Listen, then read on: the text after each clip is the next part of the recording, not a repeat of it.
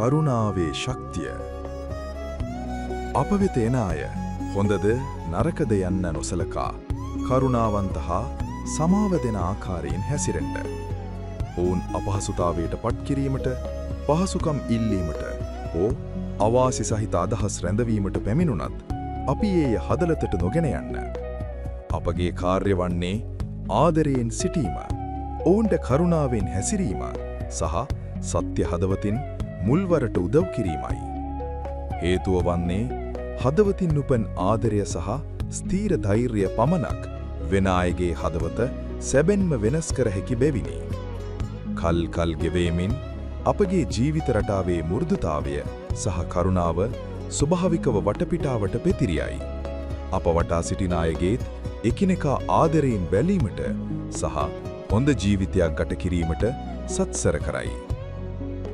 අපට ඇත්තටම එකලෝක බවක් සහ අපගේ සමාජය තුළ ස්ථානයක් නැති බවක් දැනෙන අවස්ථා තිබෙනවා.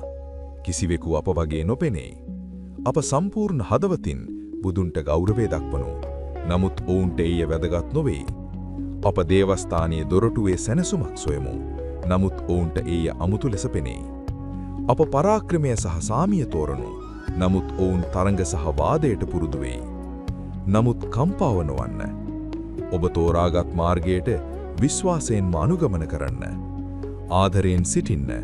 උදව් කිරීමට තවමත් උත්සාහ කරන්න. සහ සෑම දිනයකම සුන්දර සම්බන්ධතා ගොඩනගන්න. කාලයත් සමග අයාප තුළ ඇති සත්‍යතාව දැනේ.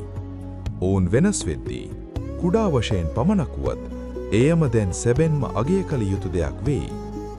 බාහිර ජීවිතය සංකීර්ණයි සහ මිනිසුන්ගේ හදවත් අපහසුකාරයි. නමුත් අප ආදරය සහ ධෛර්යය අල්ලා තබන විට එම ආදරය අපට ආසන්න මිනිසුන් වෙත පැතිරියයි. ජීවිතය මු르දු සහ සාමීපූර්ණත් කරයි. ලෝකය මුළුන්ම වෙනස් කිරීමට අපට අවශ්‍ය නැහැ. අප කරුණාව සහ ධෛර්යය පවත්වා ගත්තොත් අප දැනටමත් ලෝකයේ හොඳ තැනක් බවට පත් කිරීමට උදව් කරමින් සිටිනවා.